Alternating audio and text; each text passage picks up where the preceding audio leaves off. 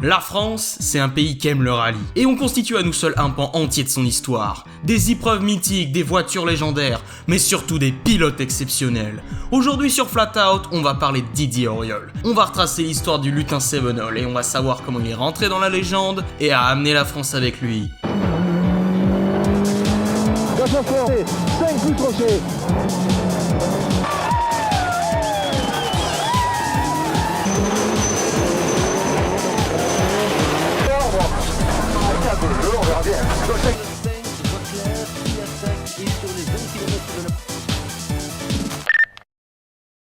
Didier Auriol est né en 1958 à Montpellier et a grandi à Millau. Et dès le début, il baignait dans la course. Son père était mécano, son frère pilote, et ça a développé en lui une grande passion pour les voitures de course. Avant de se laisser tenter par la course, il travaillait comme ambulancier à Millau, ce qui a dû affûter ses réflexes en conduite. Et en 1979, plus par curiosité que par aspiration à une grande carrière, il s'engage dans un petit rallye local. Et il a l'air d'aimer ça. Il en fait d'autres, encore d'autres et encore d'autres. En 1981, il commence à courir avec une Ford Escort RS 2000, et sa passion pour le pilotage et le rallye grandissent encore et encore. Et ce qui l'a poussé à passer de pilote amateur à pro, c'est l'exploit d'une pilote de groupe B. Connais-tu Michel Mouton ? Certainement, vu que c'est un des sujets des vidéos les plus traités sur YouTube automobile. Donc comme tu la connais certainement déjà, je vais faire court. Mouton, c'est pas n'importe quel pilote. C'est la première prétendante française sérieuse au titre de champion du monde des rallyes. Et oui, c'est une pilote. Et comme tout le monde, elle a commencé avec des petits rallyes locaux. Et faut croire qu'à elle aussi ça lui a plu. Sur son Alpine A110, elle se fait la main. Et elle montre vite qu'elle est pas là pour blaguer. Elle devient championne de France en 74 et 75 et tout le monde voit qu'elle est talentueuse. Si bien qu'en 78, elle décroche un contrat avec Fiat, grâce à qui elle met un pied dans le groupe B. La catégorie de rallye dont tu connais certainement déjà la dangerosité. Elle a des résultats plus que bons et se fait engager en 81 par Audi, l'écurie qui allait devenir le GOAT de la compétition. Et c'est en cette année 81 que Mouton commence sérieusement à faire peur à tout le monde. Même s'ils se disaient tous qu'une femme pouvait pas gagner une course contre des hommes, elle était bien décidée à détruire consciencieusement leur ego. Rallye de San Remo en 81. Ce rallye semble dès le début être une victoire facile d'Harry Vatanen, le favori de l'année, qu'on connaît d'ailleurs très bien sur cette chaîne. Mais au fur et à mesure, Mouton rattrape son retard grâce au gravier, sur lequel son Audi Quattro est tout simplement imbattable. La pression monte pour Vatanen comme pour Mouton, et ça se transforme en bras de fer. Et lors d'une des dernières spéciales, c'est Harry qui cédera le premier en heurtant un rocher. Et c'est Mouton qui montera en haut du podium. Elle venait de marquer l'histoire comme la première femme à gagner un rallye. Et même si Vatanen remporta le titre de champion cette année, il garda un souvenir amer de San Remo. Mais c'est l'année 82 qui nous intéresse, parce que c'est l'année où elle va se donner à fond pour rafler le titre. Et sa détermination lui permet de rafler plusieurs victoires. Portugal, Grèce, Brésil. Mais en face, il y a un sacré bonhomme. Walter Röhrl, une légende du rallye en Allemagne, déjà fort d'un titre de champion en 81. Et lui aussi, il est décidé à gagner pour Opel. Et en 82, même s'il gagne moins lors de la première moitié de la saison que Mouton, en gagnant seulement le Monte Carlo, il est quasiment tout le temps sur le podium, second ou troisième. Et il marque énormément de points. Si bien qu'au début du rallye de Côte d'Ivoire, l'avant-dernier, il est devant Mouton en termes de points. Et Mouton, elle compte bien se battre pour le rattraper sur les deux derniers rallyes. Et ça se profile vachement bien, elle accumule une énorme avance par rapport à Röhrl. Mais elle collectionnera par la suite les problèmes, moteur, boîte de vitesse. Toute l'avance qu'elle a accumulée est perdue, si bien que sur les dernières spéciales, elle est à coude avec Röhrl. Mais alors qu'elle se battait férocement, elle fait une sortie de piste et abîme sérieusement sa voiture. Mais elle est encore capable de rouler, donc elle repart, mais une seconde sortie va achever sa voiture. Sa victoire était quasiment assurée, mais elle est au final forcée d'abandonner, faute de voiture à conduire. Même avec une seconde place au rallye d'Angleterre, Mouton est pas capable de rattraper l'avance de points de Röhrl, qui est sacré champion cette année-là. Quant à Mouton, elle est sacrée vice-championne. Même si c'est dommage, ça reste un excellent score. Et ça s'est joué à pas grand-chose. Et même Röhrl avouera qu'il aurait aimé voir gagner Mouton cette année-là. L'année 82 est presque rentrée dans la légende, comme la première fois une femme a failli remporter le titre de champion du monde des rallyes. Mais ce qui nous intéresse, c'est aussi que c'est l'une des premières fois où un Français, qui plus est une Française, a failli remporter le championnat. C'est la pilote qui a inspiré toute une génération de Français passionnés de rallye à continuer dans leur passion et à se donner à fond pour espérer être le prochain. Et c'est en voyant les exploits de Mouton que notre Didier s'est dit « Le prochain, ce sera moi ». Et c'est comme ça qu'il s'est lancé à fond dans sa passion. Sur sa petite Ford Escort RS 2000, il remporte sa première victoire à un rallye local. Et il voit bien que c'est fait pour lui. En 83, il passe sur une Renault 5 Turbo et rencontre son copilote de toujours, Bernard Ochelli. Et pendant 3 ans, il fait ses armes sur cette petite Renault et se fait un nom sur les pistes françaises. Mais arrive l'année 95 où il est confronté à un choix. Rester avec Renault ou signer un contrat avec quelqu'un d'autre. Et à la surprise générale, il prendra la seconde option, en allant signer chez une écurie anglaise. À bord de sa nouvelle Austin Metro, il gagne quasiment toutes les épreuves où il participe, sauf celle bien sûr où il est obligé d'abandonner. Et où on le voit finir in extremis la spéciale. Et ouais, il est sacrément retors notre Didier. Mais bon, 86 signe son premier titre de champion de France. Et en 87, il réitère l'exploit avec une nouvelle voiture, la Ford Sierra RS Cosworth. Pareil en 88, sauf que cette fois, c'est différent. La France, ça lui suffit plus. Et ça fait déjà quelques années qu'il participe à des manches du WRC, notamment le Tour de Corse. Et cette année, elle a été décisive. Cette année, Auriol s'est pas contenté de participer. Il était là pour gagner et ça se voyait. Il attaque férocement et ses efforts sont récompensés par la première place. Sa première victoire en WRC. Et pas des moindres. En plus de ça, il signe une 3ème place au rallye des Mille-Lacs en Finlande, une épreuve particulièrement exigeante. Et ses débuts remarquables sont remarqués, c'est le moins qu'on puisse dire, parce que ça lui permet de signer avec l'écurie parmi les écuries, Lancia. En 89, Auriol rejoint l'écurie reine de la compétition, celle qui depuis 20 ans domine le game avec la Stratos, la 037, la Delta S4 et maintenant la Delta intégrale. Cette voiture, déjà forte de 3 titres constructeurs, était la machine ultime de l'époque, pilotée par les meilleurs.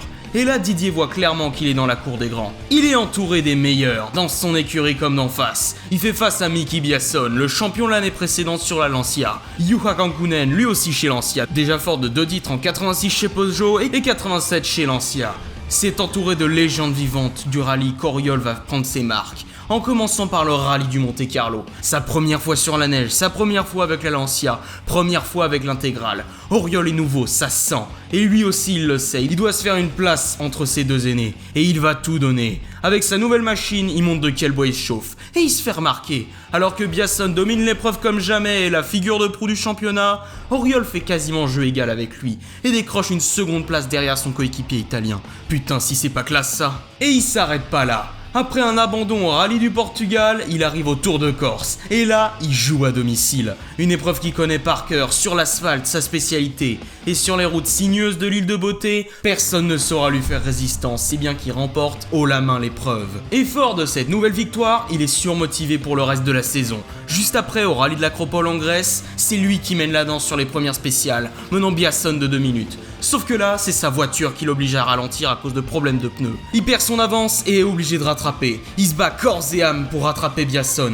Et si Lancia avait pas demandé à Auriol de ralentir pour fixer les positions, il l'aurait certainement rattrapé. En bref, une seconde place en Grèce. Fort de ces 3 résultats, sa première année avec Lancia se solde par une 5ème place au classement. Et c'est un pari réussi pour l'écurie. En prenant Auriol, ils avaient une carte exceptionnelle à jouer. Un gars qui avait clairement pas froid aux yeux, extrêmement talentueux et sacrément motivé. Un vrai candidat au titre en somme. Et Didier le voulait aussi ce titre. Fort de ses exploits de 89, il revient survolté au début de l'année 90, prêt à bouffer ses adversaires au petit déjeuner. Et on arrive en 90. Auriol est prêt à se battre pour le titre. Et en face de lui, il y a un adversaire de taille, Carlos Sainz Senior. Un Espagnol qui venait de commencer lui aussi, tout aussi bon et tout aussi audacieux. Et même si les hommes s'apprécient beaucoup en privé parce qu'ils se comprennent très bien, sur les spéciales, ils étaient prêts à se battre férocement pour la victoire. Et ça se voyait. Ils se battaient tous les deux et l'écart était pas grand. Mais c'est quand même Didier qui se démarque grâce à sa voiture, supérieure à la Toyota. Auriol triomphe finalement de l'épreuve avec moins d'1 minute d'avance sur Sainz et fait comprendre à tout le monde qu'il n'était pas là pour blaguer. Après une seconde place au Portugal, il revient en Corse, plus motivé que jamais à gagner à domicile. Mais cette fois, Sainz s'accroche et le talonne. Auriol devra lutter jusqu'au bout pour rester devant, mais réussira à garder la première place. Mais c'est au rallye de l'Acropole en Grèce que la roue va tourner. Auriol commence bien le rallye, mais sa voiture le lâche à cause des suspensions. Et c'est lors de ce rallye que Sainz va se révéler un grand pilote. En faisant preuve d'une conduite chirurgicale, il remporte sa première victoire en Grèce. Entre Auriol et Sainz, mais aussi avec Biasson et Kankkunen, ça va être serré pour le reste de la saison. Les pilotes se battent sans relâche pour l'emporter. Biasson mène la danse au Portugal et en Argentine. Sainz remporte la victoire en Nouvelle-Zélande et en Finlande. Kankkunen rafle le trophée en Australie et Auriol mène en Italie. Les 4 pilotes se sont coude à coude alors que la fin de saison approche. Et avec le rallye de Grande-Bretagne, Auriol réussit à rattraper Kankkunen, alors que Sainz remporte le dernier rallye de la saison. Au final, c'est Sainz qui sort du lot avec 40 points d'avance, sacré pour la première fois champion du monde. Auriol partage le podium avec son coéquipier finlandais Kankkunen avec 95 points chacun.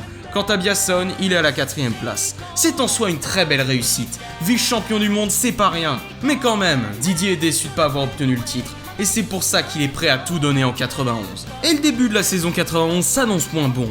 Malgré quelques podiums et une victoire en Italie, cette année, c'est clairement son coéquipier Kankkunen et son adversaire Sainz qui donnent le ton, dans un duel légendaire qui aura duré toute la saison. Quand Kankkunen gagne pas, c'est Sainz qui s'y colle, et Auriol ne peut que ramasser les quelques miettes qu'il laisse. Et cette année-là, c'est Kankkunen qui remporte le championnat, avec seulement 7 points d'avance sur Sainz. Et Auriol finit 3ème avec 41 points de moins que Sainz. Et on peut dire que 92 allait être pareil, parce que cette année c'est encore Sainz et Kankkunen qui mènent la danse. Sainz fait 9 courses, il en gagne 4, et jamais en dessous de la 4ème place. Quant à Kankkunen, il fait les 9 courses, et il est toujours sur le podium. Quant à Auriol, sur les 7 courses auxquelles il participe, il y en a une où il finit 10ème, et les autres, il les gagne toutes. Monte-Carlo, il gagne. Tour de Corse, il gagne. Acropole, Argentine, Mille Lacs et Australie, il gagne. Au-delà du fait que ça nous fait dire que s'il avait participé à plus de courses, il aurait certainement raflé le titre, ça nous montre qu'Auriol est devenu un expert. Un gars capable de garder son sang-froid après une année pas dingue, maître sur toutes les surfaces. Une vraie mentalité de champion.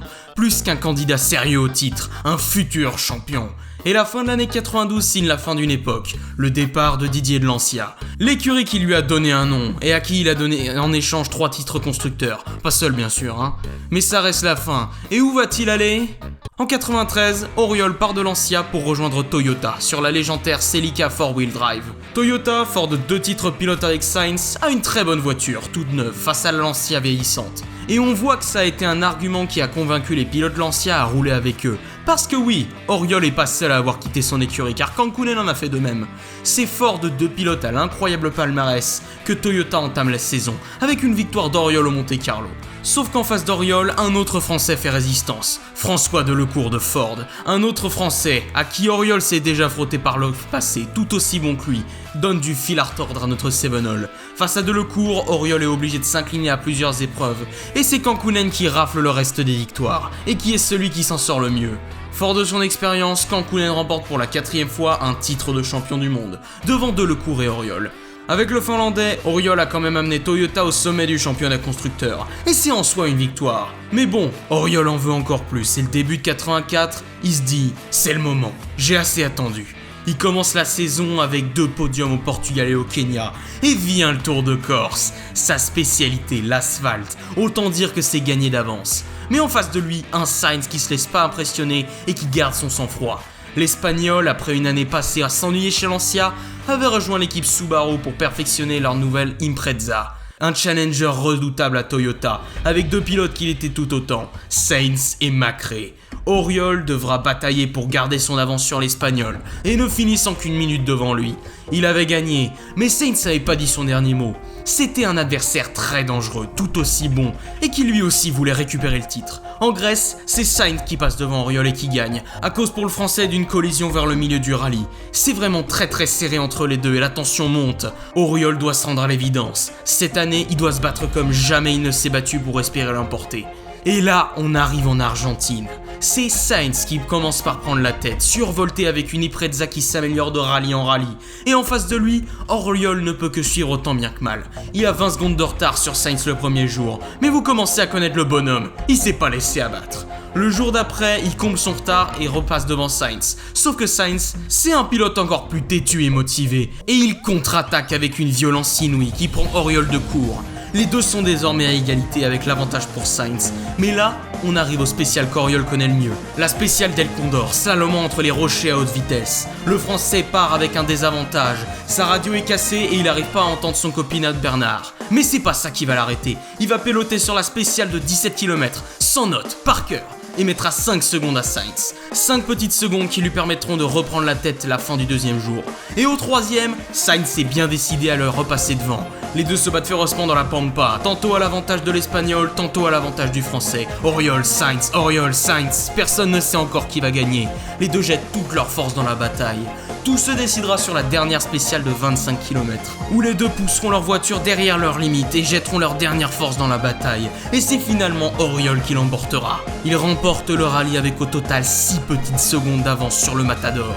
Une victoire magnifique qui aura passionné tous les fans de WRC. Auriol et Sainz étaient au coude à coude, loin devant Kankkunen, Macrae et les autres, impuissants face à ce duel au sommet. Et la saison continue. En Nouvelle-Zélande, Sainz souffre d'un problème moteur et Auriol est obligé de s'incliner face à un Macrae déchaîné. Pareil en Finlande où Tommi Mäkinen joue à domicile et offre un duel magistral à nos deux autres protagonistes. Et on en arrive au rallye de Sanremo. Cette fois, c'est la voiture qui fait des siennes avec un comportement capricieux et un tête à queue. Auriol perd 38 secondes face à Sainz qui prend la tête du rallye. Et ça va pas en s'arrangeant, les suspensions sont mal réglées et la voiture marche pas à 100%. De l'autre côté, Sainz est sur un petit nuage. Avec une Impreza bien plus efficace qu'en début de saison, il se paye le luxe de remporter les 8 spéciales de la journée et se crée une confortable avance de 2 minutes sur Auriol. Cependant, lors de la seconde journée, Auriol profite d'une voiture redevenue saine et est capable de redresser la barre avec une conduite chirurgicale. Mais en face, Sainz ne peut pas se contenter d'attendre que le Français le dépasse. Non, attendre, il déteste ça, alors il va accélérer, quitte à prendre des risques. Et ça a pas loupé, il fait une sortie de piste dans un virage. Bon, il arrive quand même à repartir, mais perd beaucoup de temps à cause de ça. Et Auriol est désormais à 1 minute de Sainz. Et le troisième jour va être palpitant, parce que contrairement au reste du rallye qui se passe sur gravier, c'est sur de l'asphalte que se passent les dernières spéciales. Et ça, c'est leur spécialité à eux deux. Et lors du premier chrono de la journée, Auriol sait qu'il faut frapper un grand coup et se lance pleine balle sur la route de Toscane et met 13 secondes à Sainz. En soi, c'est rien 13 secondes, mais pour un Sainz qui était alors confiant de son avance, voir 13 secondes s'envoler comme ça, c'est énorme. Sainz essaye de rester calme malgré lui et de s'accrocher, mais déstabilisé par les temps de son adversaire, il ne peut rien faire face à un pilote qui veut la victoire par-dessus tout. À la fin de la journée, Auriol remporte le rallye en ayant comblé les 2 minutes de retard qu'il avait au début du deuxième jour et se permettant d'y ajouter 21 secondes d'avance. Et après Sanremo, la victoire d'Auriol est maintenant certaine. En Angleterre, Sainz est contraint d'abandonner et Auriol ne peut rien faire face à un Macrae joué en domicile. Et c'est finalement fait. Auriol est sacré champion du monde. Son rêve depuis 10 ans, une victoire sublime à l'issue d'une année où Auriol a bataillé sans relâche, contre un adversaire tout aussi bon que lui. Et cette victoire a fait plaisir à tout le monde. C'est pas seulement Auriol qui avait gagné, c'est la France. Le premier champion français, avant Loeb, avant Ogier, celui qui a réussi là où Mouton a échoué, celui qui est rentré dans la légende. Didier Auriol rentre à Millau, sa ville natale, en vainqueur, acclamé par le sien et les restes des Français. Mais au-delà de sa victoire, il y a une chose qu'il a envie de faire par-dessus tout. C'est de recommencer. Et c'est dans cet état d'esprit qu'il repart lors de l'année 95. Mais au-delà du fait que Sainz, Macrae et Kankkunen le dépassent cette année-là, malgré une 6e victoire en Corse, Auriol va être frappé par un problème plus grand que lui. Pas à cause de lui ni de sa voiture, mais à cause de son écurie et de la FIA. Vois-tu, 95 était l'année où la FIA a décidé de changer la réglementation du WRC, limitant la puissance des voitures à 300 chevaux, et ce par une bride au turbo limitant l'afflux d'air, donc la puissance, donc la vitesse. Cependant, Toyota a décidé de filouter, mais ils l'ont fait très intelligemment parce que les juges vérifiaient au début de chaque course la bride. Et ils ont trouvé un moyen tout simplement incroyable de contourner la règle. Bon, laisse-moi t'expliquer ça. En gros, à l'arrêt, la bride semblait totalement normale. Mais quand la voiture roulait, la bride s'avançait automatiquement de 5 petits millimètres, ce qui annulait complètement son effet. Le résultat, 25% d'air en plus et 50 chevaux en plus. Une sacrée différence qui permettait notamment à Kankkunen de rester devant Sainz et Macrae. Et l'une des preuves que leur système était sacrément ingénieux, c'est qu'il a fallu attendre le rallye d'Espagne, l'avant-dernier de la saison pour que la magouille soit découverte. En fait, on sait pas trop comment les juges l'ont découvert. La théorie principale serait que l'un des ingénieurs Toyota aurait été trop bavard, ce qui aurait mis à la FIA sur la piste. Max Mosley, le directeur de la FIA, a tout de même déclaré que c'était la tentative de triche la plus ingénieuse et évoluée qu'il ait jamais vue de sa carrière. Mais le résultat est même, Toyota est disqualifié de l'année et interdit de participer lors de l'année 96. Cela laissera le champ libre à Subaru pour gagner le titre constructeur et mènera à la bataille légendaire entre Macrae et Sainz. Mais pour Auriol, c'est la fin du parcours, et après un an passé sans écurie, ça va être dur de revenir. Il est remplacé par des pilotes plus jeunes, par de nouvelles voitures, comme la Mitsubishi de Mäkinen, dont on a déjà parlé sur la chaîne. Malgré une 3e place au classement général en 99, tout le monde voit bien que c'est son dernier cours d'éclat et qu'il a fait son temps. Il signe encore quelques contrats chez des écuries mineures comme Skoda, et finit par arrêter en 2005. Ça peut paraître triste dit comme ça, mais c'est le sort qu'attend beaucoup de pilotes. Mais bon, on va quand même pas finir sur une note négative. Sur ce, abonne-toi, like, commente si tu as des remarques ou des choses à ajouter. Je te laisse avec ces images de Didier qui fait du vélo pour garder la forme. Sur ce, vive l'auto et à bientôt.